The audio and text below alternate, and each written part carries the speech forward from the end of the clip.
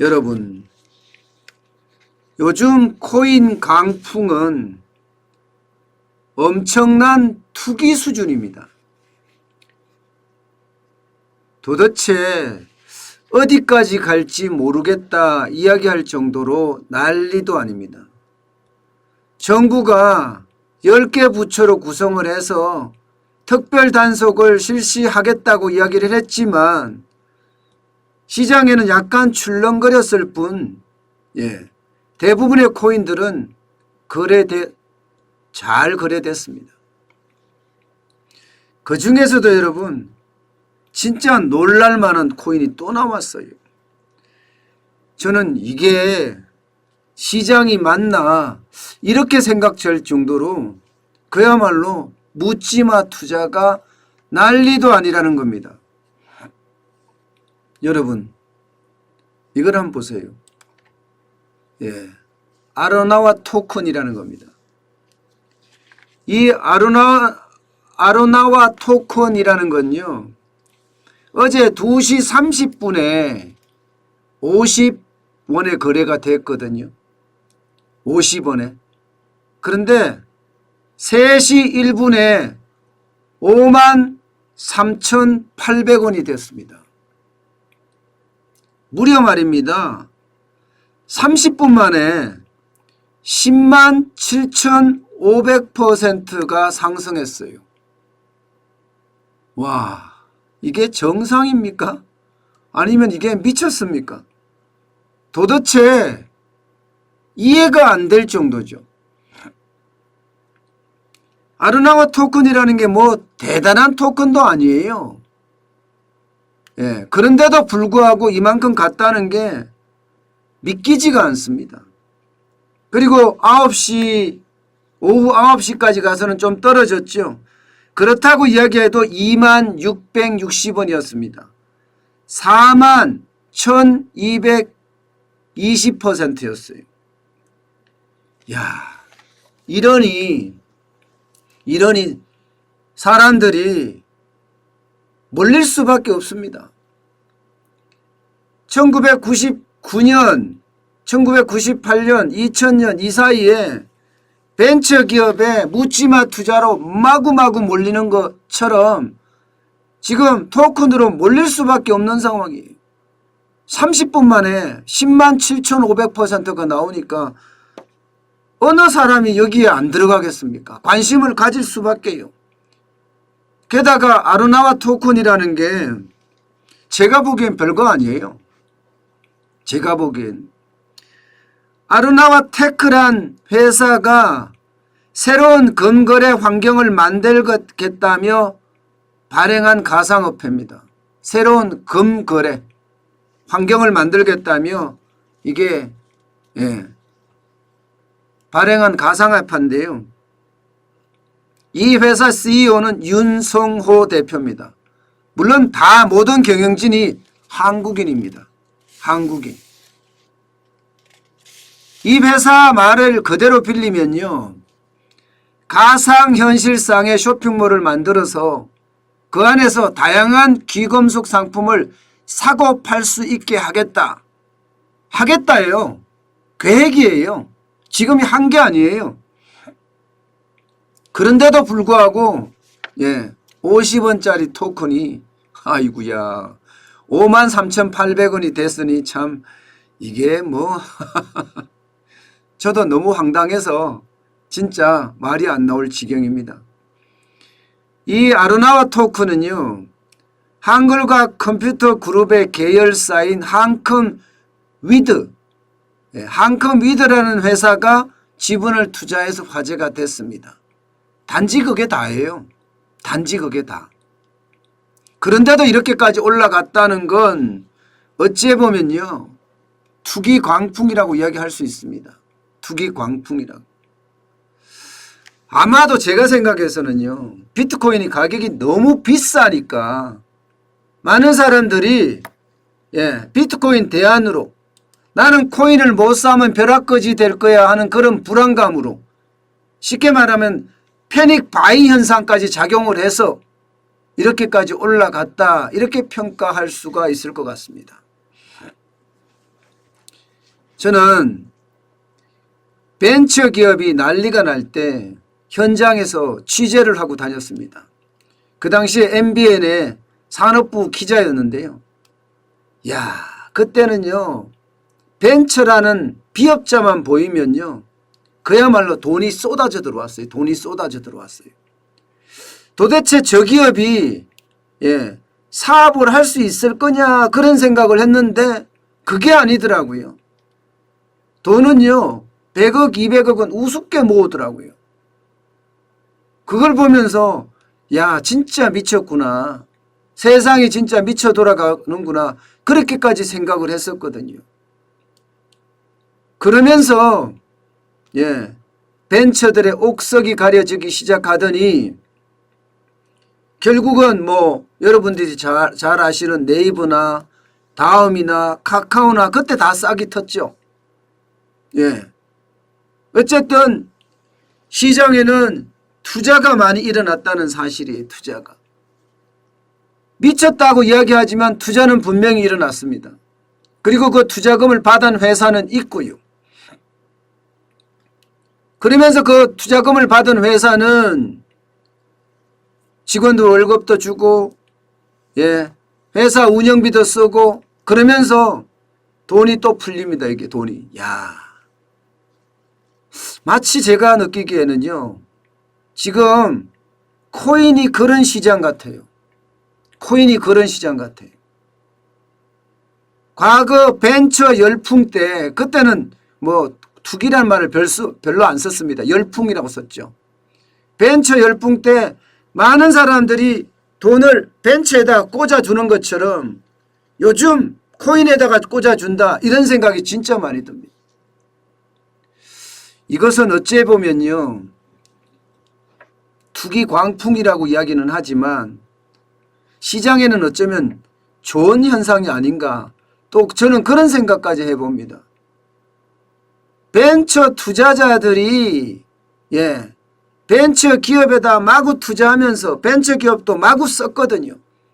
그러면서 시장이 점점 내수가 살아나는 모습을 보이기도 했단 말입니다. 코인 자체가 지금 그런 현상으로 가지 않는가 그런 생각이 진짜 절로 납니다. 그렇지만 이거요 굉장히 위험합니다. 진짜 굉장히 위험합니다. 30분 만에 10만 7,500%가 증가했다는 것은 이것은요 이해하기 힘든 숫자예요. 항상 저는 가상화폐를 반대하는 사람이 아니에요. 암호화폐를 반대하는 사람이 아니에요. 분명히 암호화폐가 또 자리를 잡아갈 거라고 생각을 해요. 어떤 식이든. 왜냐하면 워낙 많은 사람들이 관심을 가지고 있어요. 암호화폐 투자자 보세요, 여러분. 암호화폐 투자자가 250만이 넘어섰습니다. 2020년 말까지만 해도 130만 명, 2018년만 하더라도 74만 명이었던 거거든요. 그러면 지금 몇 배 늘어난 겁니까? 2018년 기준으로 봤을 때는 거의 4배가량 3배 넘게 늘어났잖아요. 암호화폐 투자자가 많아졌다는 것은 시장이 만들어지고 있다는 뜻입니다. 어디 그뿐입니까 여러분? 시장만 만들어지는 게 아니에요. 돈도 몰리고 있어요. 돈도 지금 월별로 봤을 때 어마어마한 숫자입니다.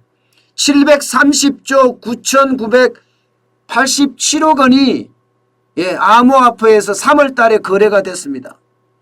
대한민국의 1년 예산이 558조예요. 1년 예산보다 훨씬 많은 금액이 한 달에 거래가 됐다니까요.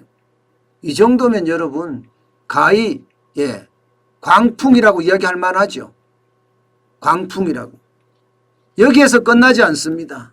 여기에서 끝나는 게 아니라 지금 투자 대기 자금도 넘쳐나고 있어요. 2021년 2월 현재에 보면요. 투자 대기 자금이 4조 6,191억 원입니다. 12월에 비교해서는요. 거의 2배 이상 늘어났습니다. 2배 이상. 그러니까 시장이 엄청나게 부풀어 올라왔다. 시장이 다이나믹하게 움직인다. 이렇게 지금 볼 수 있는 거잖아요. 그죠? 게다가 이 시장을 움직이는 중심 세력도 보면 우리 경제 허리에 해당되는 30대 40대입니다. 중심 세력이. 20대가 많을 것 같지만 20대도 적지는 않아요. 예. 6,863억 원을 2월 말 기준으로 예탁금 잔액을 가지고 있으니까 말입니다. 그렇지만 30대는 1조 5,709억 원입니다. 예. 40대는 1조 2,333억 원이고요. 그러니까 30, 40대가 주축이 돼서 암호화폐 시장에서 시장을 만들어가고 있다. 이런 이야기잖아요. 자, 이게 단순한 투기 광풍으로 보기에는요. 이게 대한민국만 이렇게 되는 게 아니다는 사실이에요. 전 세계적으로 가상화폐의 어떤 암호화폐에 광풍이 불고 있는 것도 사실입니다. 그렇다면 정부의 대응이 어떻게 해야 될까? 저는 이것도 정부가 너무 애매하게 지금 대응하고 있다 이렇게 생각을 해요. 이게 예를 들어서 말입니다. 프랑스가 아니라 캐나다나 일본이나 미국 같은 나라는요. 가상화폐를 금융자산으로 인정을 합니다. 그러면서 투자자들을 어떻게 보호할 것인가 고심합니다. 저는 바로 정부가 이 점에 주목해야 된다고 생각을 해요. 불법 행위는 무조건 처벌한다. 10개 부처가 공동으로 특별 단속한다. 이러는 것이 중요한 것이 아니라 투자자 보호를 어떻게 할 것인가의 고민이 깊어져야 된다는 뜻입니다. 그런데 정부의 고민은 그거예요. 이러지도 못하고 저러지도 못하고. 왜냐하면 가상화폐를 금융자산으로 하려고 하니 이게 폭등할까, 시장이 너무 과열될까 두렵고요. 그렇다고 지난 2018년처럼 억누르려고 하다 보니 또 20대, 30대, 40대가 돌아설까 봐 두렵고요. 그러니 이러지도 저러지도 못하는 어정쩡한 모양새를 취하는 게 이게 지금 가상화폐의 어떤 이 광풍을 부추기는 요인도 되고 있습니다. 경제는요. 분명한 가이드라인, 이런 시장에 바로 가이드라인이 필요한 겁니다. 이런 시장에 정부가 필요한 겁니다. 그런데 정부는 지금 사실 없어요. 금융이 가상화폐, 암호화폐가 지금 분명하게 금융자산으로 인정되는 것도 아니고 그렇다고 시장이 안 만들어진 것도 아니고 그러면 투자자들은 누구예요? 우리 국민입니다. 국민이 혹시 시장은 만들어져 있지만 금융자산으로도 인정이 안 되는 아주 애매하고 어정쩡한 시장, 이 시장에서 투자자들이 국민이 손해를 보면 어떡합니까? 그렇기 때문에 정부의 역할이 필요한데 과연 정부가 지금 뭘 하고 있는지 저는 궁금합니다. 어쨌든 정부의 어떤 분명한 기준이 있어야 됩니다. 기준이 없이 이렇게 가면요. 투자자들은 투자자들대로 굉장히 힘들어질 겁니다. 여러분, 우리가 암호화폐 시장 분명히 알아야 될 게 이 내재 가치입니다. 시장은 돌아갈 겁니다. 시장은 만들어졌으니까 시장은 분명히 안 없어질 거예요. 그러면 암호화폐의 내재 가치가 뭐냐? 이게 굉장히 중요하잖아요. 암호화폐의 내재 가치는 하나입니다. 하나. 화폐로서의 어떤 기능을 하느냐 마느냐. 이게 굉장히 중요합니다. 화폐로서의 기능을 많이 하면 많이 할수록 범위가 넓으면 넓을수록 내재 가치가 커지겠죠. A라는 기업이 암호화폐를 발행했다고 쳐요. 자사 제품을 살 때 그 암호화폐를 가지고 살 수 있다고 칩니다. 그러면 A라는 기업에서만 그게 적용이 될 거냐? 아니면 이게 좀 확장돼서 A, B만 아니라 C, D, E, F까지 다 그 암호화폐를 사용하느냐에 따라서 굉장히 달라질 수 있다는 겁니다. 예, 비트코인은 예, 이게 하나밖에 없는 유일한 코인이에요. 예, 최고라는 저는 그렇게 생각을 해요. 비트코인은 이미 이 하페러스의 기능을 많이 하는 곳들이 있습니다. 심지어 테슬라 자동차를 살 때도 예, 비트코인을 주고 살 수 있다고 하니까 말입니다. 하페러스의 기능을 하잖아요. 이게 내재 가치거든요. 그런데 도대체 앞서 설명드렸던 것처럼 예, 아로니아 토큰? 예, 그것은 내재 가치가 있는 걸까요? 계획을 가지고만 있는데 계획을 아로나와 토큰이네. 아로니에가 아니고 아로나와. 예. 아로나와 정확히 맞나요? 제가 다시 한번 볼게요. 아로와나네. 아로와나. 예, 이게 참 헷갈리네요. 아로와나 토큰입니다. 이게 내재 가치가 그만큼 있느냐?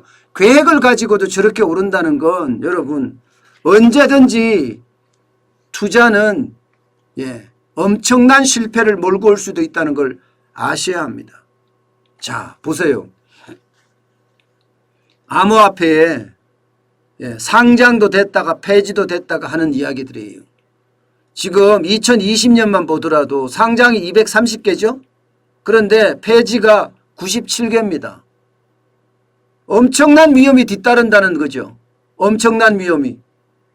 예, 2019년에는 상장이 154개인데 폐지가 57개예요. 적지 않습니다. 올해도 보시면 상장이 46개인데 10개가 상장 폐지했어요. 상장 폐지되면 어떻게 돼요? 예, 휴지 조각이 아니라 그냥 똥새 되는 겁니다. 똥새. 토큰이 아니라 코인이 아니라 예, 완전히 썩은 쇠가 된다고요. 썩은 쇠가. 그러니까 이게 시장은 변하니까 시장은 점점 굉장히 빠른 속도로 변하니까 분명히 암호화폐 시장도 만들어질 거고 그 시장 안에서 예, 활력도 넘쳐날 거예요. 그렇지만 이렇게 망가지는 화폐들도 많다는 사실 분명히 기억해야 합니다. 이게 주식하고는 상황이 다릅니다. 저는 그래서 정부가 금융자산으로 인정을 해줘야 된다고 생각을 하고요. 그렇게 되면 상장을 하려면 정부의 허가를 받아서 상장을 해야 되잖아요. 예. 그런데 이게 하기가 쉽지가 않죠. 예. 이게 탈중앙화라는 예, 기본적인 컨셉을 가지고 있잖아요. 발행을 마음대로 할 수 있다는. 시장만 원하면 중앙은행하고 똑같은 기능을 한다는 거예요. 코인 자체가. 그래서 저는 항상 조심하고 조심해야 된다는 거.